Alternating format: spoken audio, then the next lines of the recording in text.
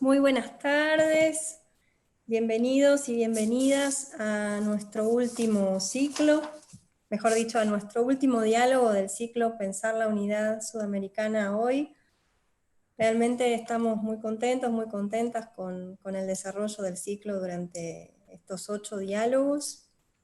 Tuvimos, para quienes tal vez están hoy por primera vez, un bloque de 2 diálogos inicialmente sobre lo que podríamos llamar la disputa hegemónica, uno más general sobre la situación, los cambios en la configuración del poder a nivel mundial, y una más particular, concretamente sobre China, Rusia y Estados Unidos.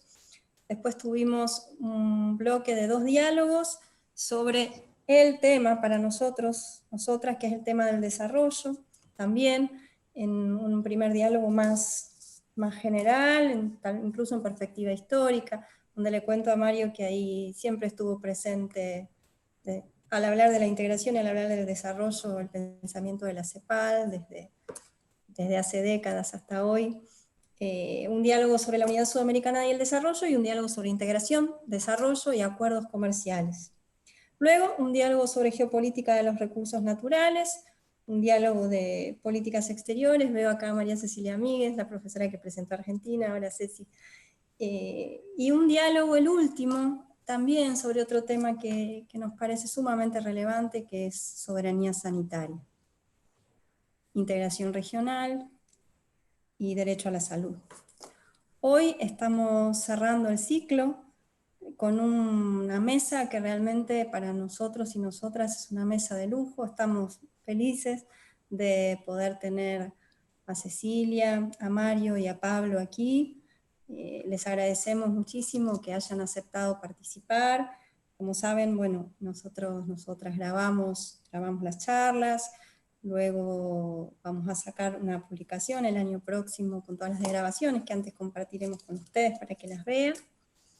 Y tenemos participaciones que son sumamente diversas, y para el observatorio eso es un objetivo alcanzado, digamos. La idea nuestra siempre fue combinar saberes, la militancia política, el saber académico, la gestión pública, en algunos casos en organizaciones o organismos internacionales, es decir, tratar de reunir diversos saberes, tanto desde quienes están participando como expositores o expositoras, como de quienes están participando aquí en el debate. Así que, bueno, muchas gracias. Gracias de nuevo a quienes también están nuevamente aquí escuchando y van a hacer preguntas. Y también, como siempre, al equipo del observatorio que hace que esto sea posible. La dinámica va a ser la siguiente. El orden de exposiciones va a ser primero Cecilia Naón, después Mario Simoli, después Pablo Tetamanti. Van a hablar 15 minutos cada uno, y Ceci. Luego tendremos preguntas que, como siempre, se van a hacer por el chat. Yo las voy a sistematizar y las voy a compartir. Y luego una nueva vuelta de quienes están presentando para responder preguntas, profundizar en algún tema que consideren, dialogar con alguna otra presentación de quien haya expuesto también. Así que, sin mucho más, yo voy a presentar a Cecilia Naón, que además quiero decir que con Cecilia yo tuve el gusto de trabajar y le tengo mucho cariño, la quiero mucho, la admiro profundamente, así que también es un gusto por esa historia común. Cecilia es economista de la Universidad de Buenos Aires, magíster en desarrollo de la Escuela de Economía de Londres, doctora en Ciencias Sociales de Flaxo, formó parte de la Cancillería Argentina entre 2011 y 2015, representando al país como secretaria de Relaciones Económicas Internacionales, embajadora en Estados Unidos y Sherpa ante el G20. Hoy se desempeña como directora ejecutiva alterna por Argentina y el Cono Sur ante el Banco Mundial. Qué bueno, Cecilia, te doy la palabra y de nuevo muchas gracias. Bueno, hola, buenas tardes a todos, a todas. Es un gusto enorme estar participando en este foro, en este diálogo, y en particular con Mario Simoli de la CEPAL, a quien respeto muchísimo, y con Pablo Tetamanti, nuestro vicecanciller, un gran diplomático del país. Así que bueno, me gustaría dedicarme estos minutos a hablar fundamentalmente de dos cuestiones. Primero, compartir una pequeña síntesis de cómo estoy viendo la economía global, el sistema multilateral, y a partir de eso, en segundo lugar, tratar de sugerir algunas líneas de acción para la construcción de lo que para mí es hoy una prioridad, que es una agenda latinoamericana, una agenda regional para estos organismos, para nuestro desarrollo económico y para guiar nuestro accionar político y también en materia de política exterior. En cuanto a la economía global, las evidencias son contundentes y son dramáticas. Estamos atravesando la peor recesión en un siglo, desde la Gran Depresión, una crisis sanitaria, económica, una crisis humanitaria sin precedentes, una crisis ambiental que también se muestra hoy con toda su potencia. Y además estamos ante territorio desconocido, porque realmente no está muy claro cómo manejar todas estas crisis a la vez, y la pandemia nos ha puesto en una situación de tener que explorar un territorio que realmente no se manejaba. Hay tres características particulares que además hacen esta crisis triple o cuádruple inédita, ¿no? Es una crisis sincronizada, todo el mundo se contagió, 93% de las economías del mundo van a tener recesión este año, el PIB global se estima va a caer un 4,4%, el comercio puede caer hasta un 20%, la inversión alrededor de un 40%, y la verdad es que no hay prácticamente economía en el mundo que haya podido zafar del impacto de esta crisis tan severa. China va a tener un pequeño crecimiento, pero no muchas más. Es una crisis, además, segunda característica, que es persistente, ¿no? Surgió por un shock abrupto de oferta y de demanda, que afectó muy fuertemente a la producción, que paralizó el consumo, el comercio en muchísimos sentidos. Pero además lo que tiene esta crisis es que, como está atada al virus y a la posibilidad de tratar el virus y de desarrollar una vacuna, si bien en este momento tenemos unas perspectivas que son más positivas para el año próximo respecto de este, incluso el último semestre mostró cierta recuperación, la realidad es que la recuperación es parcial, es heterogénea, no afecta por igual a todos los sectores. Aquellos sectores que están más vinculados al contacto social siguen muy paralizados, los servicios, el comercio minorista, la educación, ni hablar, mientras que vemos algún movimiento mayor en otros sectores menos dependientes del contacto, como por ejemplo el sector manufacturero. Entonces, lo que tenemos de nuevo es una recuperación parcial y con muchísima incertidumbre por delante. La B, la W, el simbolito de Nike, la verdad que ninguna de las explicaciones se termina de adecuar a lo que está generando esta crisis, que insisto, es una crisis persistente, duradera, no es que uno puede poner en marcha políticas de estímulo y con eso resuelve y sale de la recesión. Y además es una crisis que, como sabemos, tercer característica, es profundamente regresiva. El impacto de la crisis no es igualitario, no ha sido igualitario, ni al interior de los países, ni entre los sectores, ni entre las economías del mundo. Sabemos que lo mismo que el coronavirus, quienes tenían o teníamos condiciones preexistentes más vulnerables, más agudas, más severas, estamos doblemente afectados por esta crisis, y además la capacidad de respuesta de los estados y de los países a la crisis no es la misma. Si uno mira, por ejemplo, datos del FMI, lo que podemos ver es que en promedio las economías avanzadas destinaron un 20% de su Producto Bruto a hacer políticas de mitigación, de estímulo, de contención de la crisis. Hay casos como Alemania con 60%. Los países emergentes, las economías como las nuestras, en promedio 6%. Las economías más pobres de bajos ingresos, 2% de su producto fue puesto en marcha para contener el impacto en términos sanitarios, sociales, económicos de la crisis. Con lo cual lo que estamos teniendo es una crisis que profundiza las desigualdades, que agudiza las diferencias y que agudiza también los diferentes niveles de desarrollo. Más de 150 millones de personas se estima el Banco Mundial, van a entrar en la pobreza el año próximo.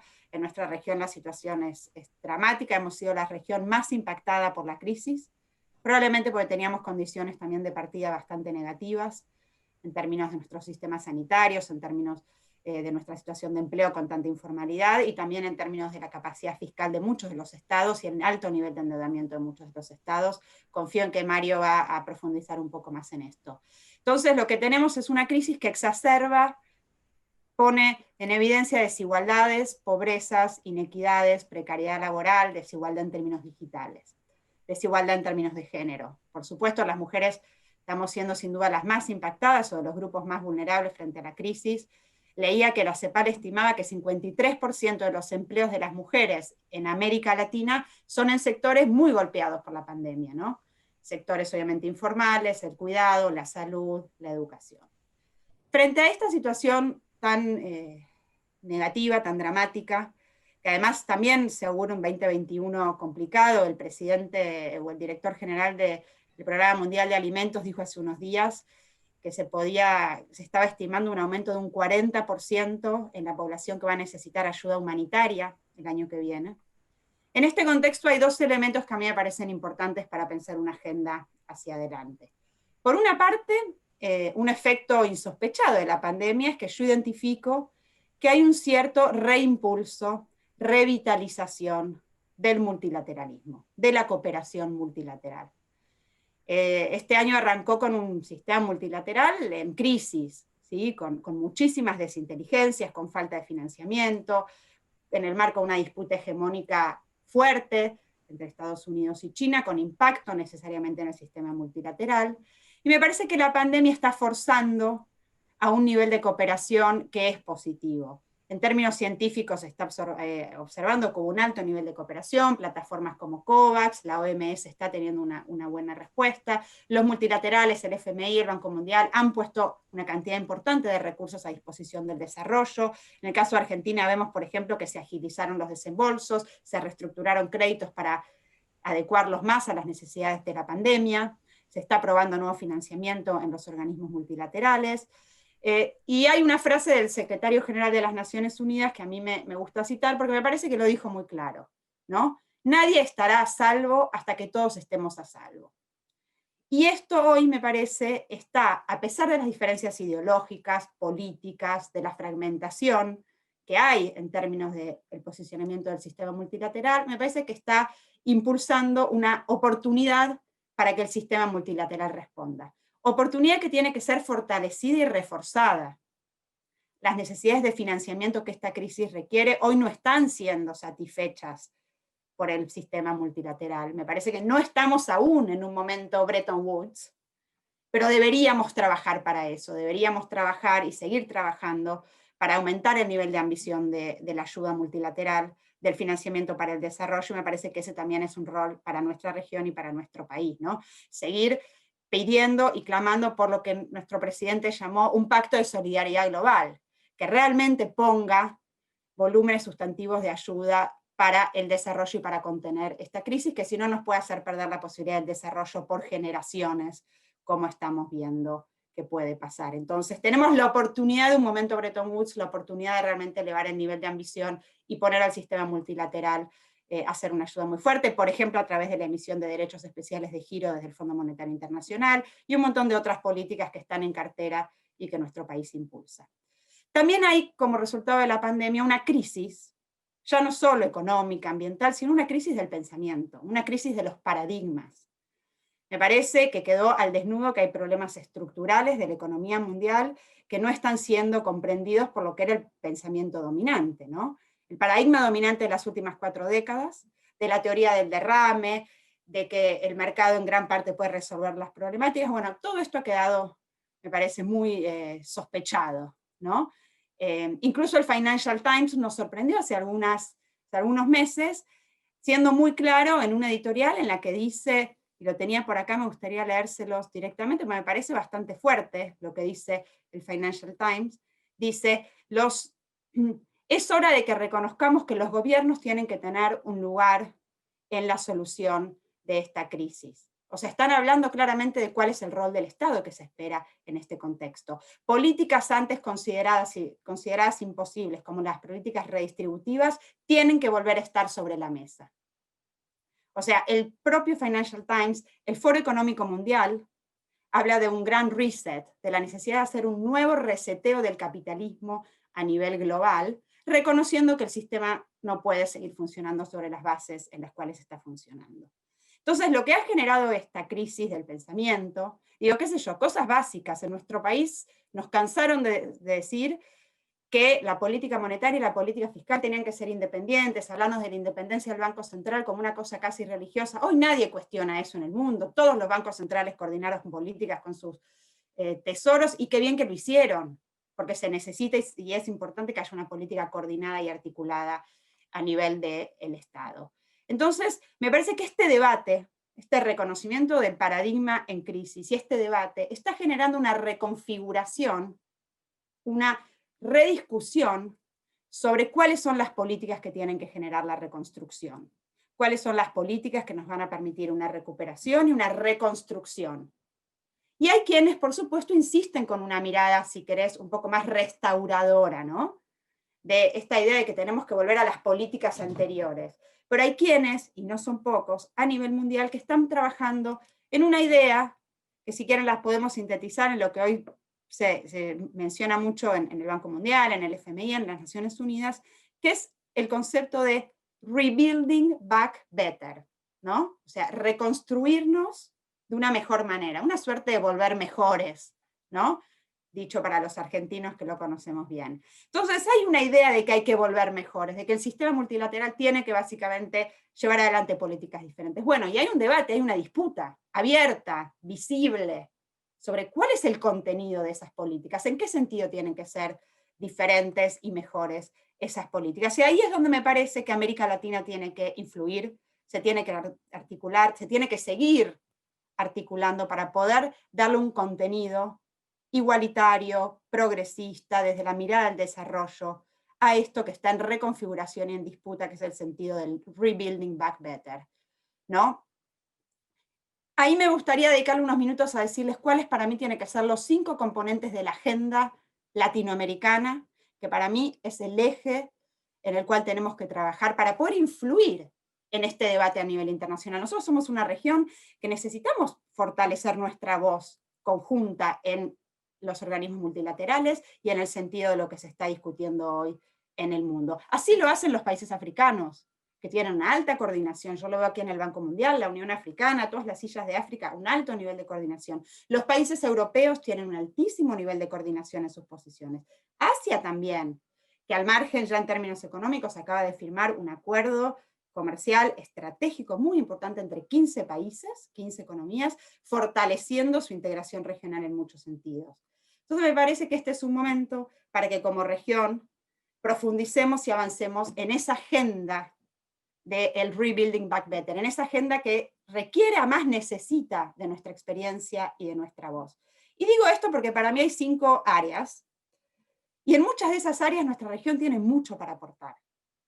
Desde nuestra identidad, desde nuestra experiencia, desde nuestros fracasos, desde nuestros errores, pero realmente tenemos que seguir aportando. Yo digo que esta es una agenda para los organismos multilaterales, para fortalecer nuestra integración y también para seguir avanzando en nuestros países. Argentina, como van a ver cuando se les diga, está de hecho avanzando en todas estas áreas muy fuertemente. Pero lo que creo que tenemos que construir es de nuestra identidad, de nuestra experiencia, una articulación y un posicionamiento regional, que de hecho está en marcha. La CEPAL es una gran contribuyente en este sentido. ¿Cuáles son los pilares? Los voy a presentar rápidamente para que después podamos seguir charlando. Hay un primer pilar que es clave, ¿sí? La reconstrucción requiere la posibilidad de recuperar un crecimiento sostenido e inclusivo, requiere de deudas sustentables. Esto, que para los argentinos hoy es casi una obviedad, no era así hace algunos años. Yo estuve muy involucrada cuando fue todo el litigio con los fondos buitre, hace 5 años, cuando llevamos el tema a las Naciones Unidas, nos miraban con cara de, ¿y estos con qué vienen?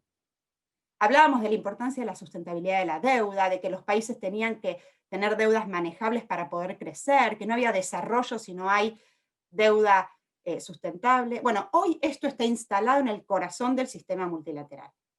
Hay un problema enorme de sobreendeudamiento a nivel global, muy enfocado en los países pobres, pero también en los países medios, también en nuestra región. El problema de la deuda está en el centro del debate en el G20, en el FMI, y está claro que Argentina necesita seguir contribuyendo en algo que es central en la agenda, la construcción de una arquitectura financiera internacional que pueda estar más favorable a los intereses de los países endeudados, que rebalancee el poder en favor de los países más endeudados, que permita reestructuraciones de deuda más ordenadas, ¿sí? Más transparentes, reestructuraciones de deuda que hagan viables los pagos, como la que hizo la Argentina. como la que nosotros acabamos de hacer hace algunos meses. Entonces hay un tema central, que es que la cuestión de la deuda hay que manejarla de una manera sustentable. En esta agenda nosotros tenemos mucho para aportar, lo estamos haciendo con una voz muy activa en los organismos multilaterales, compartiendo nuestra experiencia, y claramente esta discusión también implica la posibilidad de alivios de deuda, reestructuraciones de deuda para países que realmente tienen deudas impagables y que hace inviable que puedan destinar recursos fiscales entonces al desarrollo. Entonces, primera agenda, marcos de reestructuración de deuda soberana mejores y una nueva arquitectura financiera internacional más inclusiva, más sostenible.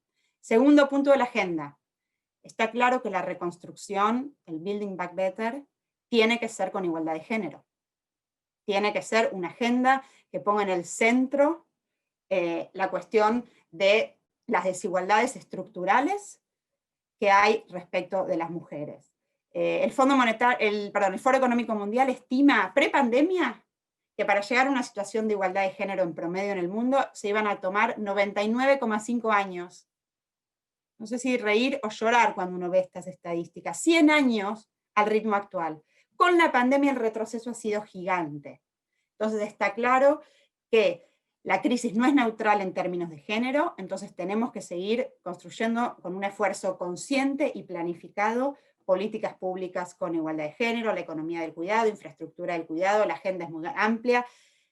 América Latina es líder por su movimiento feminista, Argentina tiene muchísimo para aportar, de hecho somos el país que ha sido estimado por la ONU, que ha sido número 1 a nivel mundial por la sensibilidad de nuestras políticas de género en la respuesta con la pandemia. No sé si lo vieron, esto es algo muy importante.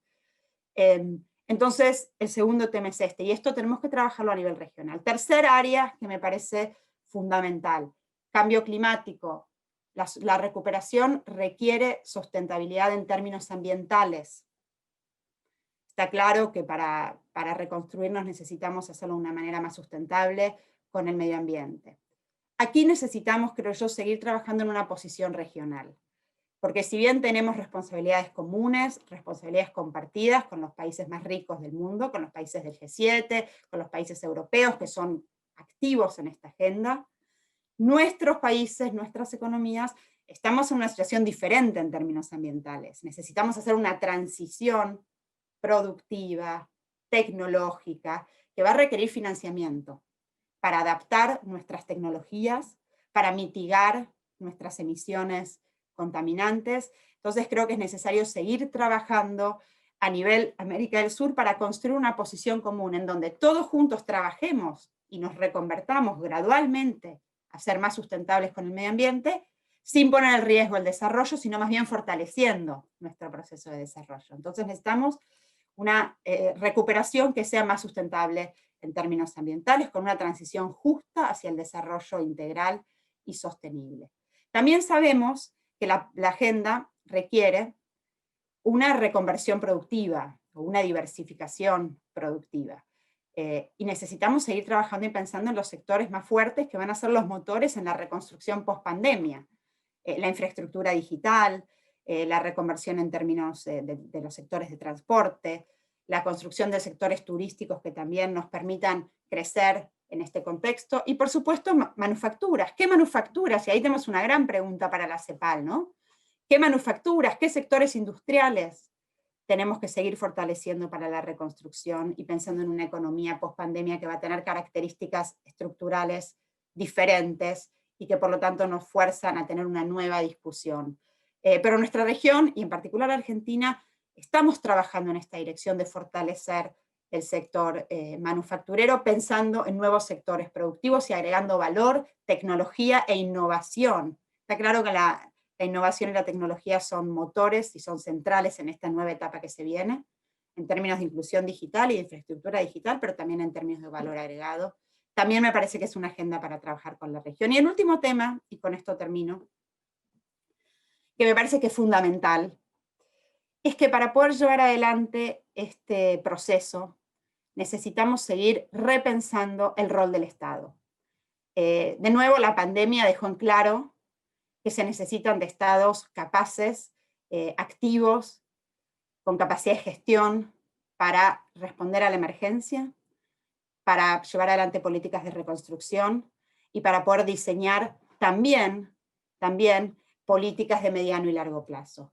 Hoy, esos estados no en todos los ámbitos de la región están fuertes. Hoy los estados vienen de, y esto lo vimos muy fuertemente en el caso de Argentina, ¿no?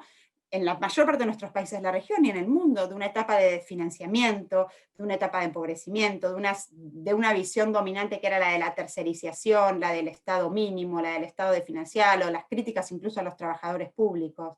Me parece que tenemos que rejerarquizar el rol del Estado, pero a la vez repensar el rol del Estado. Porque son los estados de bienestar anteriores, pero también son estados que tienen que tener otras características.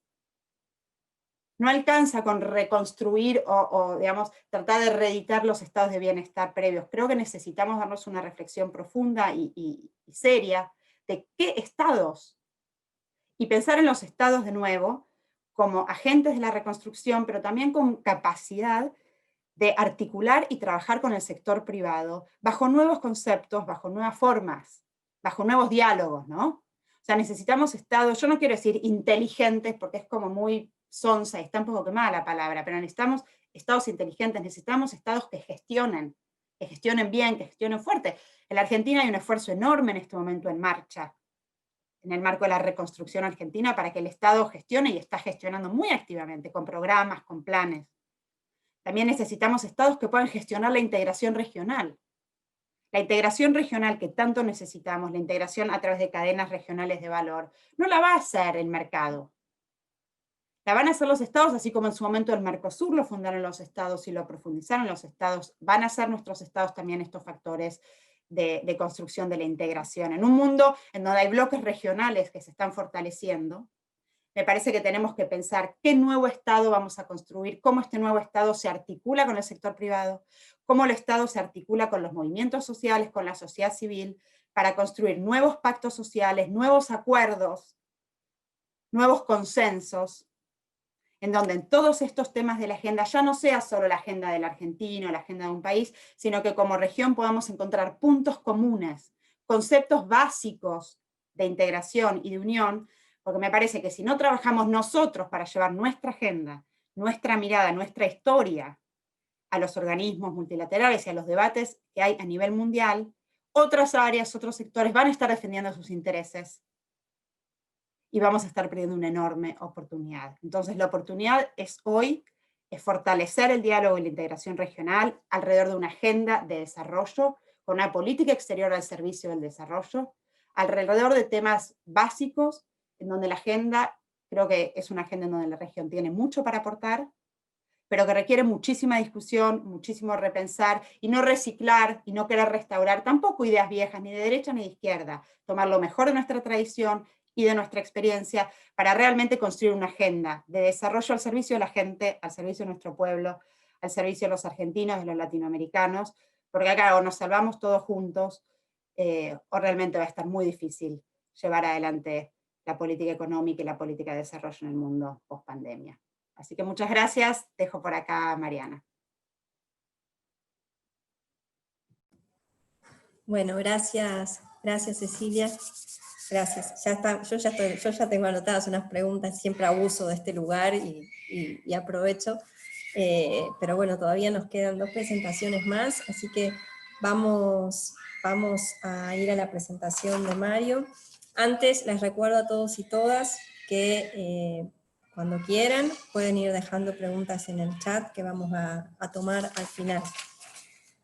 Mario Cimoli, secretario ejecutivo adjunto de la Comisión Económica para América Latina y el Caribe, con más de 20 años de experiencia en la ONU, es responsable de supervisar y coordinar grupos de trabajo interdivisionales y documentos institucionales sustantivos en apoyo de los Estados miembros de la CEPAL.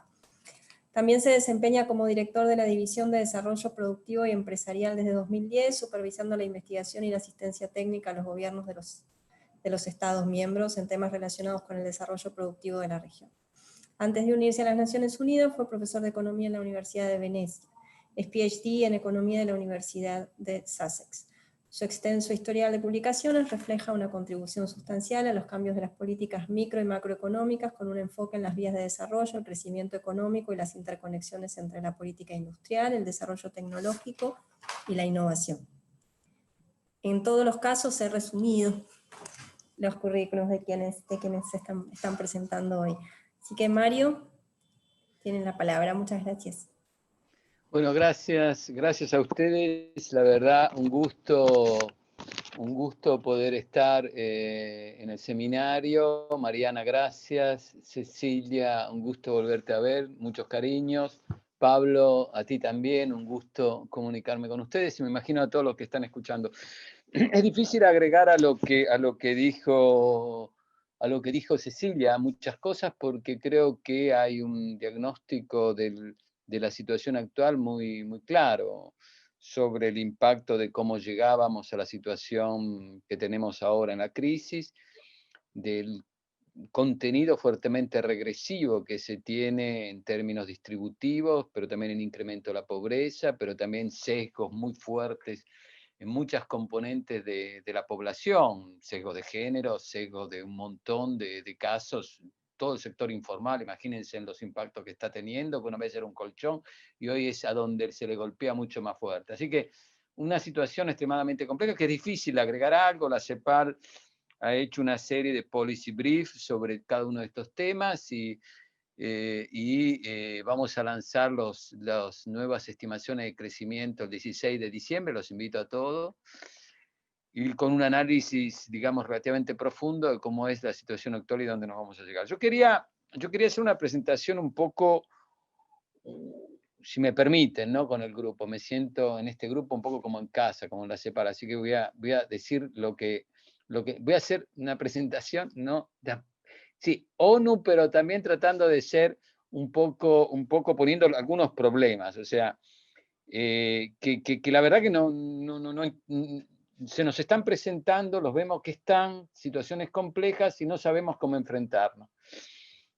Entonces, un poquito voy a empezar en ese orden y tratar de tratarlos ellos en el modo que me parece.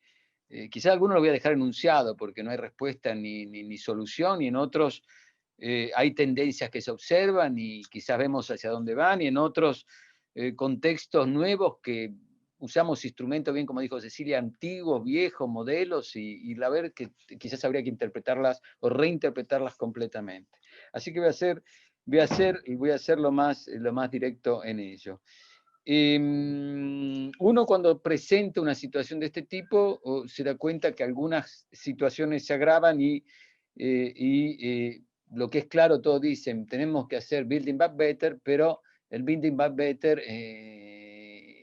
o de un lado reproponés un modelo que era que conocías antes, ya muchas instituciones, no es la CEPAL, está diciendo, bueno, hay que repensar cómo vamos a reajustar, cómo vamos a tratar la deuda, cómo hacer cambiamientos, cómo vamos a hacer ajustes estructurales para poder crecer, y otras también como CEPAL y quizás muchos de ustedes que decimos, bueno, que hay que repensar un modelo de desarrollo, hay que repensar un modelo de desarrollo, un modelo de crecimiento, una situación distinta a la luz de un contexto global que es extremadamente difícil.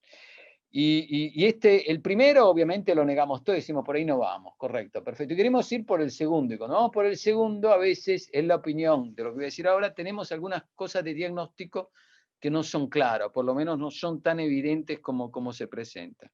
Por ejemplo, decimos todos, yo voy a poner como puntos, como observación, decimos, tenemos que reforzar el multilateralismo, cosa que bien lo dijo Cecilia, bien lo decimos nosotros, es fundamental, es crucial.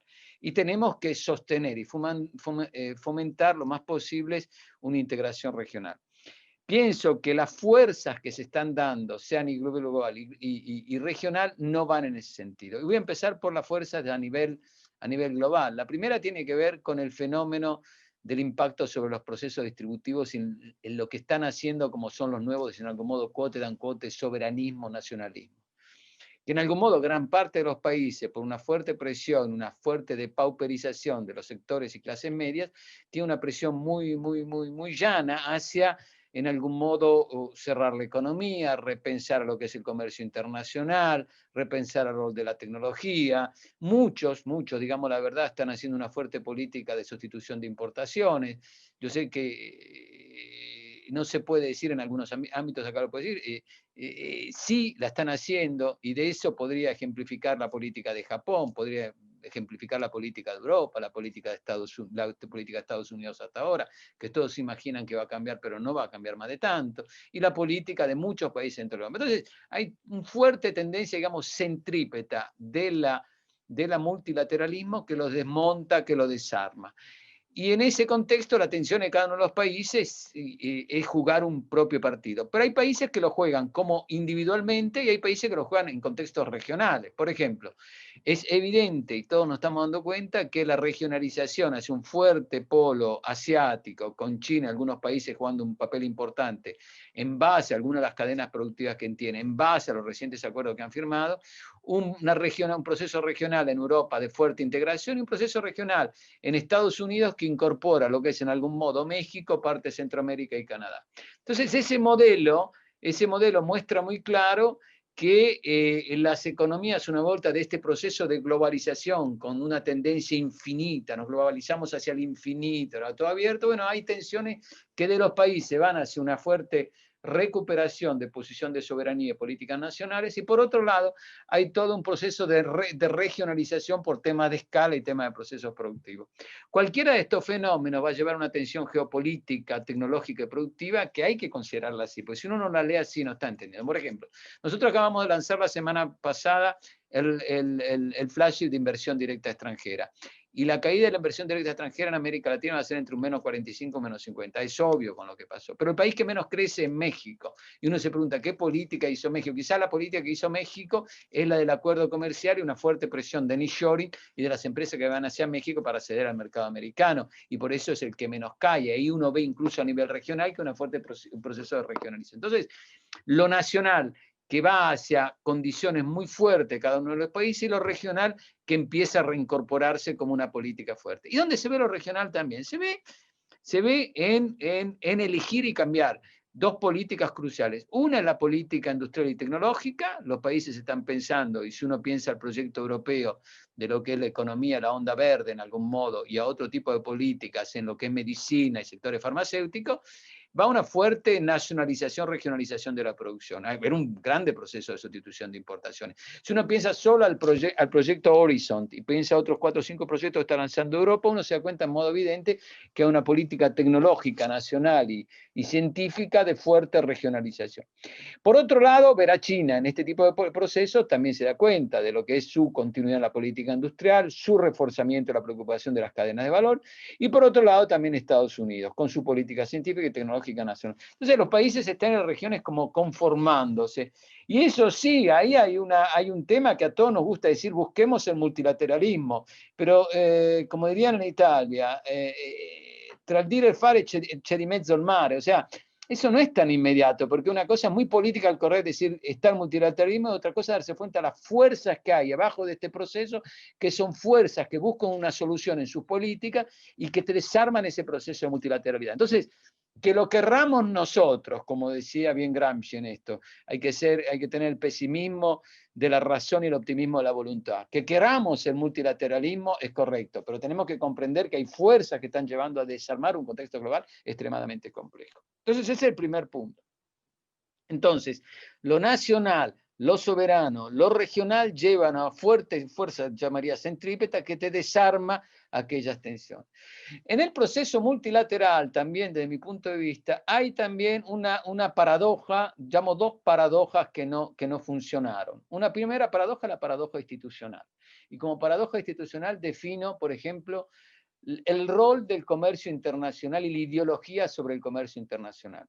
Cualquier estudiante de economía que haya estudiado con un bias ideológico el comercio sabe que el comercio no necesariamente es bueno, ni es malo, es el comercio.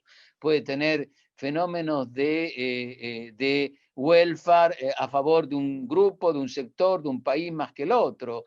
Estas cosas las han escrito el teorema de Renczynski, lo saben los estudiantes, Johnson y todo lo que tú quieras ponerle, hasta Krugman recientemente, y demuestran que el comercio tiene ese factor. Y todos ahora se dan cuenta, ¿se acuerdan cuando decían la globalización? Extendamos el comercio en lo global, y toda la fuerza toda la fuerza, digamos, la socialdemocracia, extendamos el comercio, y ahora se dieron cuenta que el comercio está golpeado. Entonces, una de las razones fundamentales es que cuando teníamos la institución, que era la Organización Mundial del Comercio, y se hablaba de la reforma de la Organización Mundial del Comercio, nadie le puso hincapié al tema de la reforma de la Organización Mundial del Comercio, porque el proceso del comercio llevó a situaciones redistributivas y distributivas que modificaron completamente el rol de las instituciones y la ideología de observar un modelo de ese tipo y llevarlo a conclusiones extremas que hoy no. Entonces, es difícil hablar de un multilateralismo, de una de las condiciones fundamentales del comercio. Las instituciones que gobiernan el comercio no están repensadas a la luz de lo que está pasando actualmente. Entonces, ese es un tema fundamental.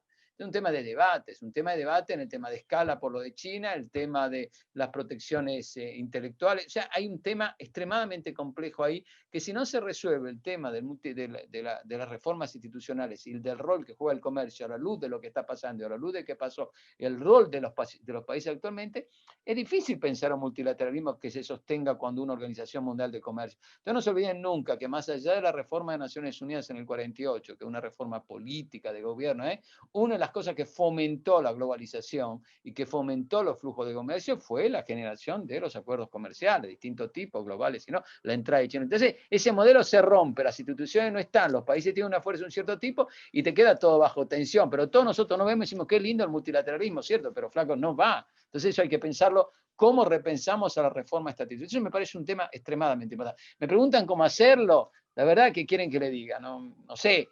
Pero que es un tema para debatirlo profundo, es un tema para debatirlo profundo. En ese tipo de tema también están las asimetrías históricas, los temas ambientales. Y el tema, por ejemplo, si uno observa todo lo que tiene que ver con el multilateralismo, hoy pocos son los que hablan de la reforma de los acuerdos y los tratados de propiedad intelectual. Cuando en el tema ambiental y la deuda histórica te demuestran que repensar los acuerdos de propiedad intelectual tendría que ser una base fundamental para repensar el nuevo multilateralismo.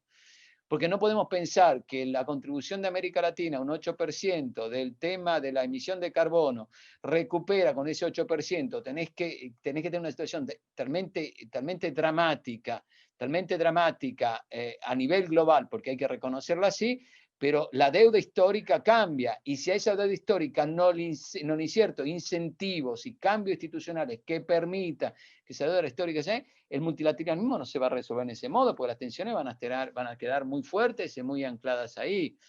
Ese tema es muy importante, porque hay una condición. Si tú hablas con, esto se los cuento por una experiencia, pues si tú hablas con uno que es la gente, los científicos de ambiente, te dicen, bueno, pero mira, hay el tema de que tú hoy estás enfrentando, es un tema muy delicado, tú estás enfrentando todo un tema ambiental, pero lo tenés que leer a la luz de los instrumentos de las realidades nuevas, y con las maquinarias, los procesos se pueden hacer ahora, evitaría muchísimo. Sí, pero esas maquinarias, esos procesos que existen hoy, tienen una construcción de capabilities histórica que le permitió, con esa deuda histórica, a los países en algún modo del centro, a generar esas capabilities. Si esas capabilities se generan con esa deuda histórica, ¿tú cómo haces para redistribuirla? Tienes que repensar redistribuirla, porque no puedes ir leerla a la luz actual. Entonces, ¿cómo hago para repensarlo? Bueno, tiene que haber, a partir de lo que está pasando, tiene que haber un debate sobre modificar tratados y construir procesos que permitan flujos de propiedad intelectual de un cierto modo. Y esos flujos de propiedad intelectual, ustedes lo ven, y el ejemplo más potente hoy es en el tratamiento de la crisis actual. Porque más allá de eso, hay toda una crisis histórica que algunos pueden llegar a resolver el tema o pueden tener o la vacuna, lo que tú quieras, por su historia, por su proceso, y otros que no lo pueden hacer por su historia, por sus políticas, por los acuerdos que han tenido hasta precedentemente, que los tienen que modificar. Entonces, comercio, propiedad intelectual. Y por último, el otro tema que tampoco lo estamos enfrentando bien y profundamente, si queremos reconstruir la multilateralidad, es la relación entre el sistema financiero y el sistema real. Hoy, si ustedes han abierto todos los periódicos, se dieron cuenta que uno de los procesos dice, no ganó ni China ni Estados Unidos, ganó Wall Street. ¿Y por qué? Bueno, esta caída del dólar y los procesos de acumulación de reserva de China permite en algún modo darse cuenta cómo el sector financiero, y con la entrada china, ganó ciertas posiciones realmente dominantes, en un sector financiero que es desproporcionado al sector real. que concentren o distribuyen. Entonces, cuando nosotros vamos a estudiar el tema redistributivo global y vamos a los países, y no nos damos cuenta, este es el punto para mí fundamental, que esta expansión, concentración de los sectores financieros es brutal y no tiene una recaída sobre el empleo y lo real, y ese es un proceso de la vieja globalización, se dan cuenta que cuando voy a hablar del nuevo modelo del multilateralismo y no trato esto en modo serio, y cualquier cosa que digamos va a ser wishful thinking de parte de todos nosotros. Ese es el punto para mí fundamental. O sea, wishful thinking total. Porque te das cuenta que estas tres cosas, que es el comercio, la construcción de capabilities y propiedad intelectual, y la simetría entre lo que es el sector financiero, la economía real, son tres cosas que el viejo proceso de globalización, la crisis del 2008, golpea esta crisis. Hoy te encontrás con todo el diagnóstico que hizo Cecilia, que es dramático desde el punto de vista distributivo y productivo, pero reproponemos un multilateralismo y un nuevo proceso, pero la base de esa construcción de los incentivos económicos, los modelos económicos, seguimos manteniendo vivo ese tema. Y la pregunta mía es, sin reformar ninguno de estos tres parámetros, ¿podemos llegar a un proceso multilateral y una regionalización? ¿A un proceso multilateral que cambie profundamente? Esa es la pregunta que me hago, no tengo respuesta. No quiero ser que me digan, ay, qué negativo que eso. Probablemente es eso, pero no puedo no razonar que no sea eso. Y en eso quiero darme cuenta a uno de los temas fundamentales, que esto no es solo que los modelos globales van hacia eso, y que muchos de los países nuestros han firmado millones de acuerdos comerciales hasta ahora, y los acuerdos comerciales que han firmado o han servido bien poco. El debate, ustedes se cuenta el debate que hubo hasta hace poco, y lo quiero tomar, sobre este tema de la no necesidad de la política industrial. Yo me acuerdo que iba en Argentina, ¿cuánto era? No me acuerdo, será hace 8 o 9 años o más, había todo un grupo de personas que decía que no había que hacer política industrial, que había que volver solo un cierto tipo de política basada en recursos naturales, que no digo que está mal, que digo que es fundamental, mira que no soy contra eso, pero que no reconsideraba la política industrial como una política de reconstrucción de sectores manufactureros. Y hoy lo que te va a permitir salir a muchos de estos países es una economía real de un nuevo sector manufacturero. Entonces, el tema es complejo, hay que repensarlo, hay responsabilidades globales, pero hay responsabilidades de cada uno de los países y de cada uno de sus modelos. Estas políticas, las políticas manufactureras, tienen que ser política de Estado. O sea, la política china de industrialización es una política de Estado, la política de Estados Unidos de industrialización es una política de Estado, la política de industrialización de Europa es una política de Estado, no pasa por los ciclos políticos. Entonces, nosotros todavía seguimos manteniendo también esa responsabilidad, digamos, de estar más de la fuerza política del grupo de nuestro país, y mucho en América Latina, es política industrial sí, política industrial no, y quiénes son. Entonces, es un tema ese complejo. El cuarto tema que lleva ese proceso es el que tiene que ver con la digitalización. Entonces, comercio, y comercial y digitalización. ¿Por qué la digitalización? Porque la digitalización va a ser uno de los temas que está a la base, el input de toda la micro nueva, del comportamiento de las cadenas, empresas, sectores. Y todo el tema que tiene que ver con manejo de datos, soberanía, decoupling, va a llevar a un fuerte proceso de concentración en distintas regiones con modelos distintos. Por eso tiene estrategia en todos los modelos de defensa, en todos los modelos de inteligencia artificial, este tipo de cosas. Entonces el proceso ese regional que teníamos definido como una América del Norte, una Europa y una China, en cierto modo, esto se va a hacer todavía más fuerte, porque ahí están las variables estratégicas que hay que saber funcionar. Ahora, ¿cómo se encuentra América Latina en toda esta historia? Ese es el punto. Quiero hacer una nota sobre eso. Atención, que cuando hablamos de empresas y sectores y de tecnología, no razonemos igual que como eran los sectores hace unos años. Esto está cambiando completamente. Las empresas están reproduciendo completamente, lógica de producción completa, layout de planta distinta. Entonces también hay que repensar a eso.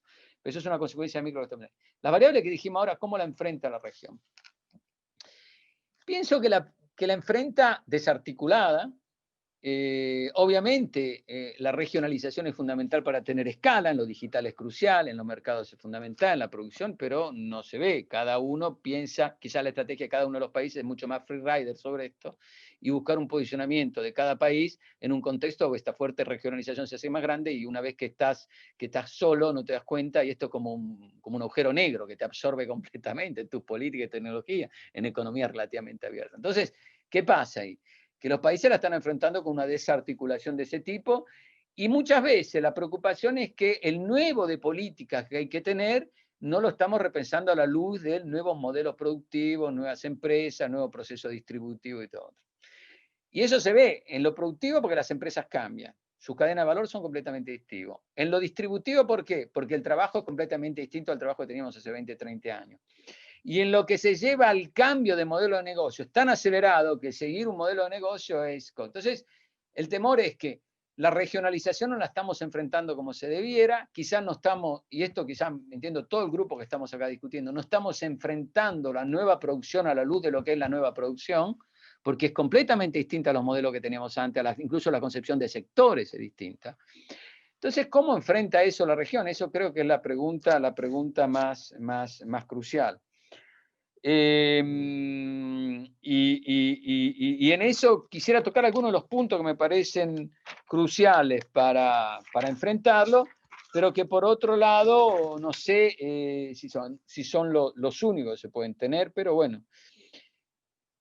La tesis es, creo que queda sin discusión que uno tiene que volver a ser en algún modo, en lo posible, coordinado, se puede, con algunos países a nivel regional, políticas industriales, sustituir lo que se pueda sustituir, manteniendo los acuerdos, pero esto hay que hacerlo.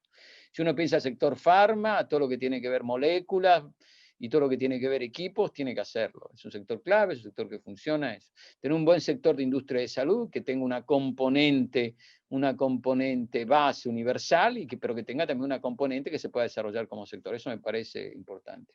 A todo eso, toda la economía de cuidado, lo de género me parece crucial y el Estado tendría que apoyarla fundamentalmente. No pensarlo como un sector de avanzada, con servicios, o sea, con un sector que funcione en algún modo. ¿Qué sectores? Bueno, todo lo que tiene que ver con energía renovable va, por default, eso va y es un tema.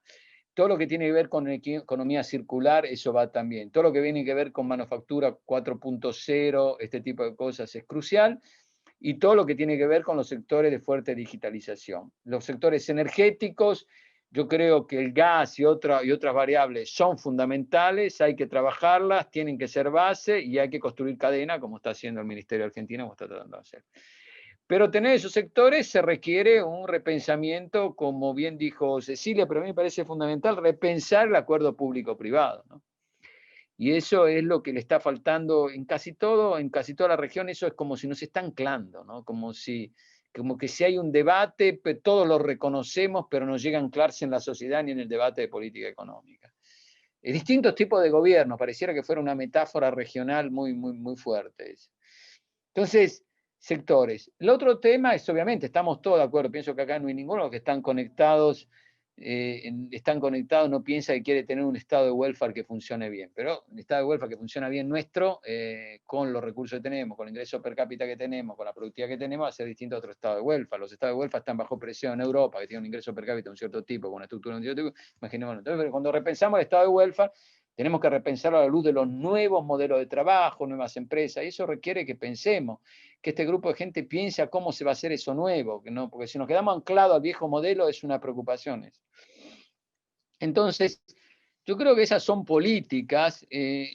Pienso que en una situación de este tipo, durante la crisis y el post-crisis, no hay soluciones tan claras escritas. No. Yo no estoy convencido que nosotros no estamos convencidos. Estamos convencidos de algunos sectores, estamos convencidos que hay que buscar una situación de welfare que funcione mucho mejor. Estamos convencidos que lo digital va anclado con el estado de welfare. Estamos absolutamente convencidos con CEPAL que el tema de género es un tema, que el tema de lo que está golpeando la informalidad, el salario. Ustedes saben la propuesta de la CEPAL de un salario, de una contribución universal durante los primer años. O sea, todo eso lo hemos dicho.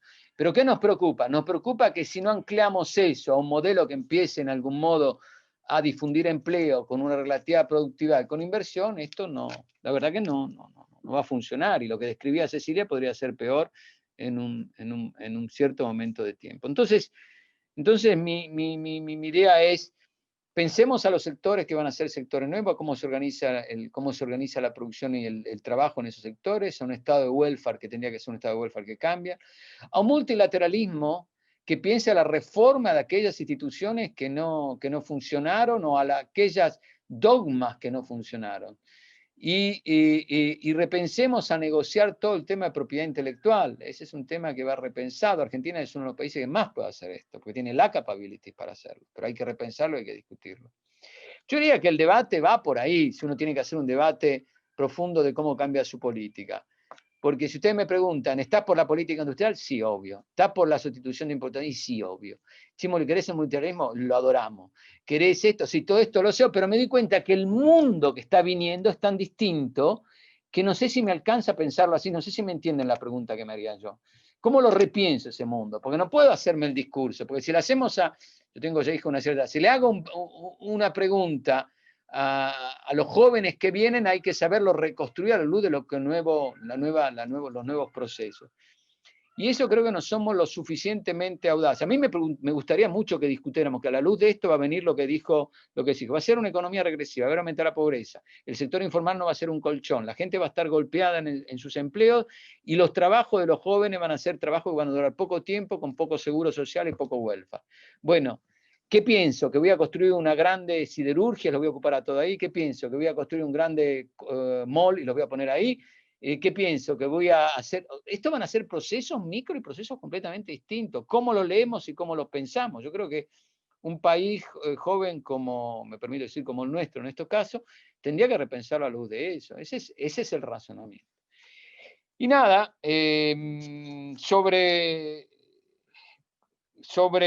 podemos después seguir este tema, debatirlo, qué política. Y sobre lo de los acuerdos sobre el multilateralismo, que es el tema del seminario, a mí me parece que es fundamental repensar. A nosotros nos parece mucho, lo hemos dicho, y probablemente mucha gente está escuchando, que el comercio era aquella solución, no sé si se acuerdan, que era todo ese tipo de cosas, y las instituciones hay que repensar. La deuda histórica del ambiente hay que repensar. Los acuerdos hay que repensarlo. La apertura y la búsqueda de mercados hay que repensarlo. Entonces, ese tipo de cosas requiere, y ahí está la base, una concepción de un modelo, de un modo de razonar distinto. Lo que nos tiene como base en esto, que queremos un modelo mejor, donde la igualdad sea un tema de base, donde la ineficiencia de la igualdad se resuelva, donde tengamos menos pobreza, donde tengamos mayor equidad. Pero si lo pensamos con el viejo modelo, es el temor nuestro que no llegaremos a una solución y si no nos vamos a autorrepetir, vamos a ser autocomplacientes con nosotros mismos. Entonces la pregunta es, a la luz de todo esto que está cambiando, a la luz de las tensiones que tenemos, ¿cómo realmente repensamos ese modelo? ¿Se piensa en base distinta? La respuesta para nosotros, para mí, es no. Bueno, ¿cómo lo repensamos? ¿Cómo lo vemos? ¿Cómo lo leemos? Vamos a tener una presión del empleo que va a ser brutal, muchachos. No solo acá, va a ser en Europa, va a ser en un montón de países. Bueno, ¿cómo hacemos? Yo creo que el debate para mí va por ahí. Yo lo puse en términos de debate. Algunas ideas tenemos. Pero bueno, en eso, como diría Gramsci, me queda el optimismo de la voluntad, que es lo más importante. Así que voy a seguir con eso para seguir debatiendo con ustedes. Y la verdad que un gusto. Y disculpen, esto fue una cosa que me vino... Después estuve en un seminario de industrias extractivas ahora, bastante importante para todas Naciones Unidas, y escuchaba y me di cuenta y decía en el debate, después viene acá y dice, en el debate estas cosas me parece que no las estamos discutiendo con la profundidad y con la audacia que se requiere. Ese es un poquito el punto. Bueno, gracias. Un gusto estar con ustedes. Disculpen por esta intervención, pero he hecho una PPT, una cosa más articulada, más UN, pero bueno, no me salió esto. Gracias a todos. Al contrario, Mario, muchísimas gracias de verdad. Creo que si hay algo que compartimos en este espacio es el optimismo de la voluntad. Así que, bueno, desde ahí le voy a dar la palabra ahora a Pablo Tetamanti, antes lo voy a presentar. Pablo Tetamanti, embajador extraordinario y plenipotenciario, secretario de Relaciones Exteriores, abogado por la Universidad de Buenos Aires. Se desempeña en el Ministerio de Relaciones Exteriores de la República Argentina desde 1980 hasta hoy. Ha representado a Argentina en el exterior, en la misión permanente ante la ONU, en la embajada en Washington, en la embajada en Londres y como embajador ante la Federación de Rusia. Un orgullo que Pablo sea nuestro vicecanciller, realmente. Pablo, te doy la palabra. Muchísimas gracias por la presentación y sin duda para mí es un gusto. Gracias Mariana Vázquez por la invitación y un desafío tratar de formar parte de un panel en donde ya intervino Cecilia Naomi y Mario Sinoli, marcando un poco el panorama que tenemos delante nuestro. Yo no creo poder disentir demasiado con el planteo general. Tal vez sí hacer algunas reflexiones sobre dónde estamos parados y como región, y para enfrentar un poco la situación que se vive. Y yo miraba el título del seminario, Sistema Multilateral e Integración Regional en un mundo en tensión. Me preguntaba cómo defino yo el mundo en tensión. Creo que es un lugar común en estos días caer sobre el tema del COVID, porque de alguna manera nos sirve para decir muchas cosas.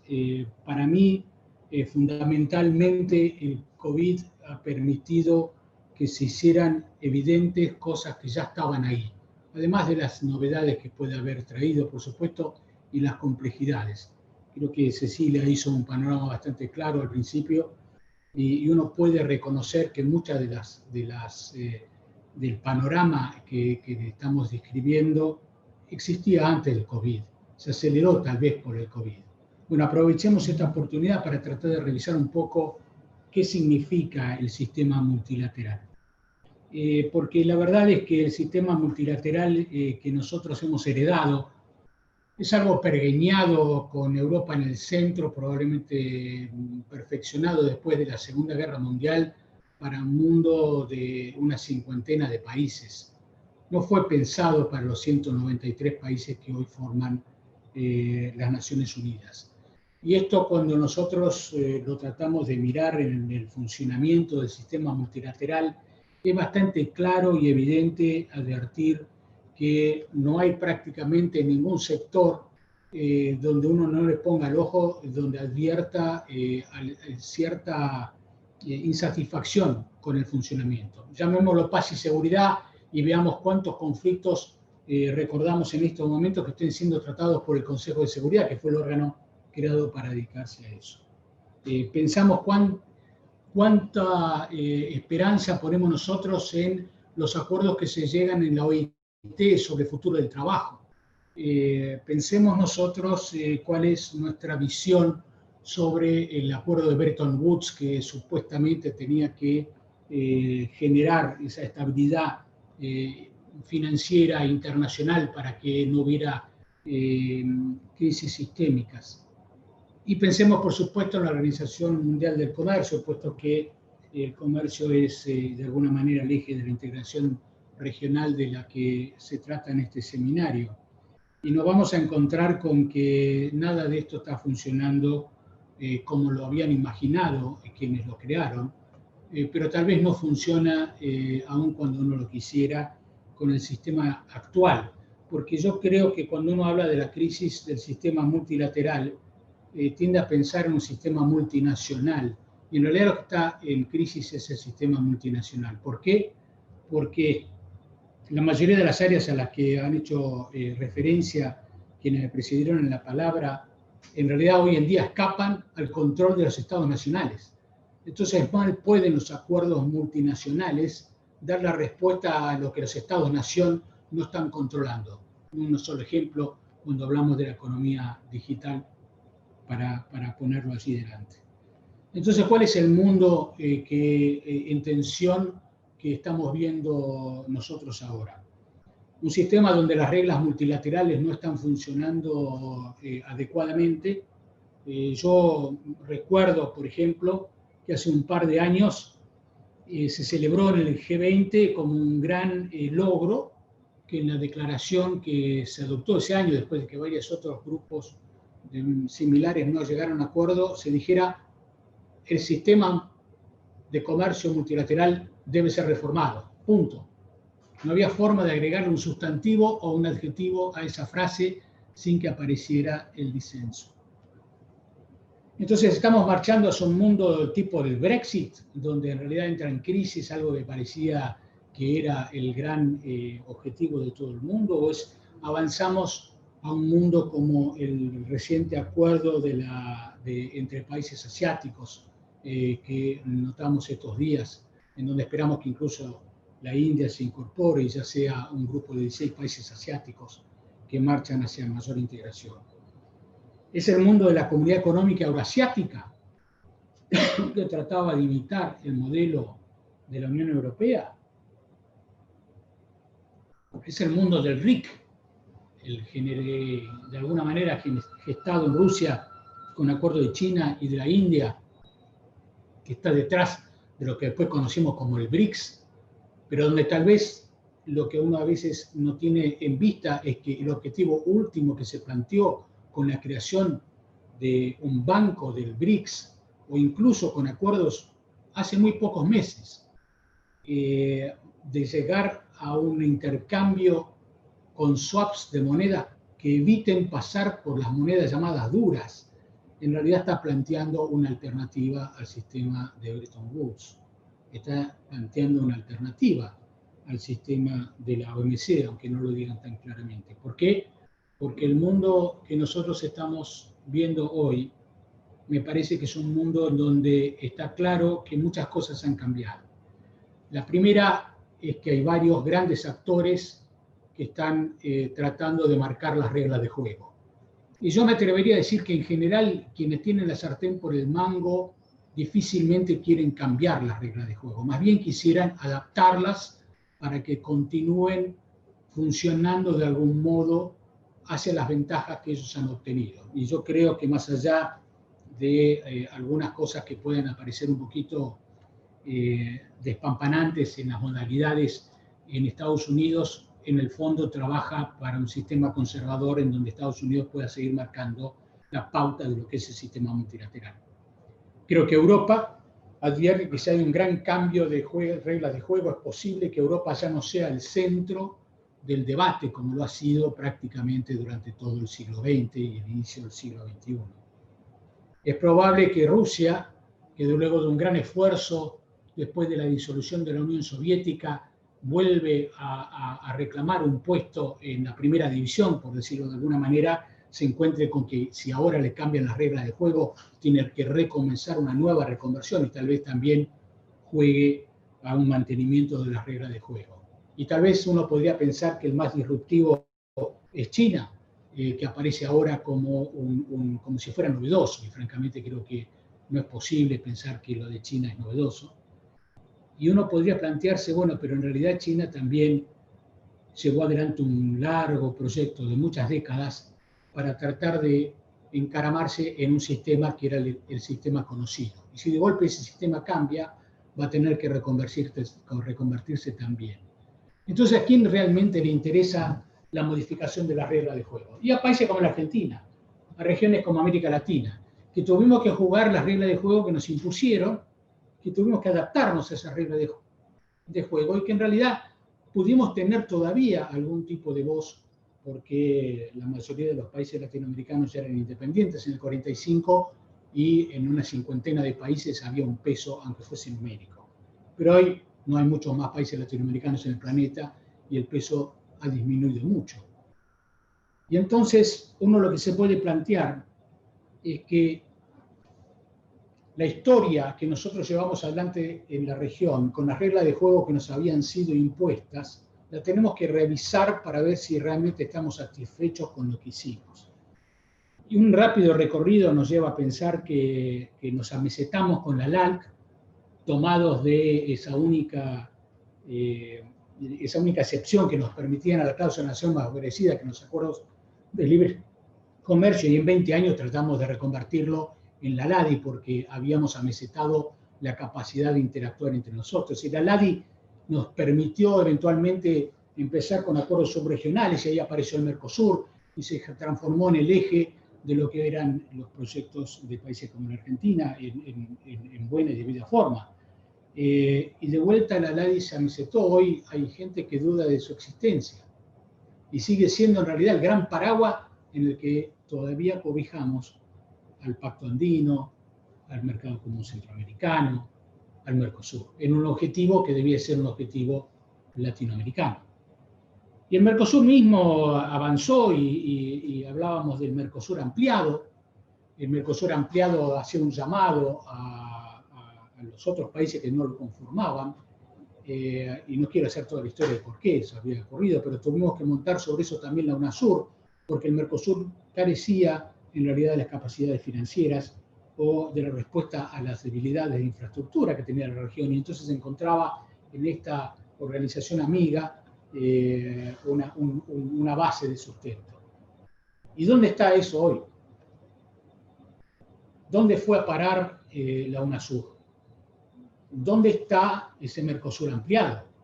Hoy nos encontramos con que tal vez estamos todavía planteando si vamos a ver si Venezuela finalmente se puso en línea con lo que eran los objetivos del Mercosur por los cuales se iba a incorporar y quedó paralizada esa acción.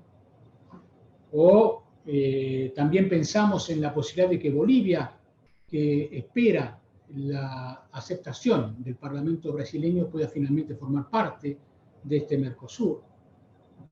Y en realidad, cuando uno mira la realidad de la región, lo que advierte es que lo que ha desaparecido es el diálogo interregional. No son las instituciones las que desaparecieron. Las instituciones decaen porque son las voluntades políticas de los estados que estaban detrás las que se han mutado. Y esa falta de diálogo ante un mundo que está por cambiar reglas de juego, y yo creo que en esto coincido con oradores anteriores, el mundo va a cambiar. Lo que no sabemos es cómo, cuándo y dónde. Pero si el sistema está paralizado y el sistema en realidad no se va a modificar simplemente por modificaciones de los estatutos, alguien me va a imponer nuevas reglas de juego. Y América Latina en general, la Argentina en particular, va a tener que tomar la decisión. Si lo que esperamos es que nos digan cuál es el nombre del nuevo juego y cuáles son las reglas de juego, y nos adaptamos a eso y vemos cómo nos va, y tal vez podamos ser campeones de ese nuevo juego, o si tratamos de reencontrar una voz para poder llevar la voz a este debate y poder tener alguna presencia en la discusión que está teniendo lugar. Entonces yo creo que el primer gran desafío para mí obvio es que la región no puede estar discutiendo permanentemente una o dos cosas y parecer que si no nos ponemos de acuerdo en eso no podemos hablar de ninguna otra cosa. Esto francamente es una de las oportunidades en la historia de América Latina más triste desde ese punto de vista, en donde vemos que la mayoría de los países tienden más a tratar de encontrar su salida, por decirlo de alguna manera, que en reencontrar el diálogo entre nosotros y revisitar todo lo que estábamos construyendo y que hoy pareciera no estar. Esa falta de diálogo me parece que cae también en un momento crucial, en donde nosotros mismos nos encontramos con grandes desafíos a los que se suman problemas de financiamiento que son clásicos, problemas de infraestructura, en donde la región en realidad si no tiene esas inversiones, si no tiene esa capacidad de infraestructura, probablemente termine siendo solamente el engranaje de alguna otra regla de juego. Un solo ejemplo, se habla frecuentemente de la integración bioceánica, algo interesante para nosotros, por supuesto. Hace un tiempo me encontré con un escrito que yo desconocía de Alberdi sobre política exterior y se lamentaba en ese libro Alberdi por la creación del Canal de Panamá.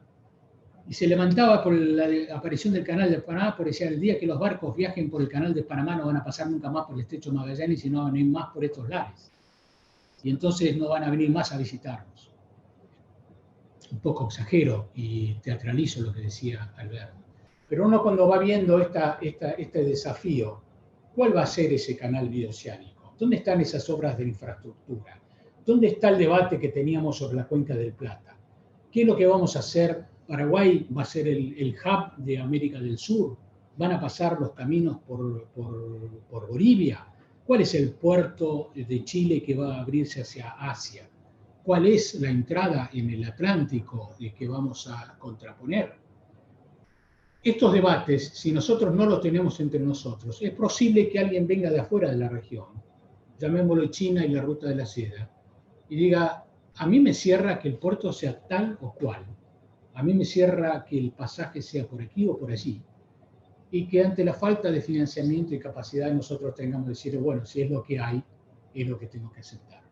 Por eso me parece que esa ausencia de diálogo es más dramática de lo que parece, porque si nosotros no empezamos a tener nuevamente un proyecto común en la región, ese proyecto va a venir de afuera.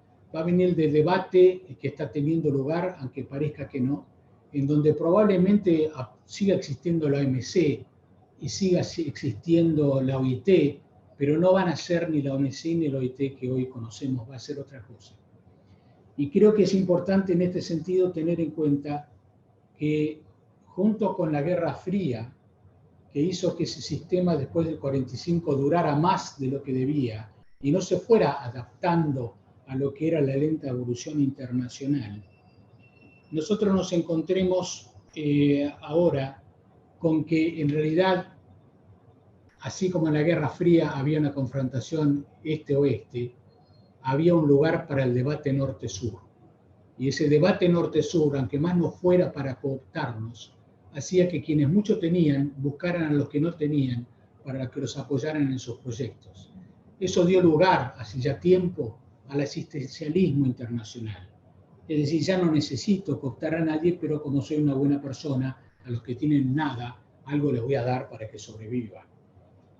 Este mundo, yo creo que el COVID ha demostrado que no funciona.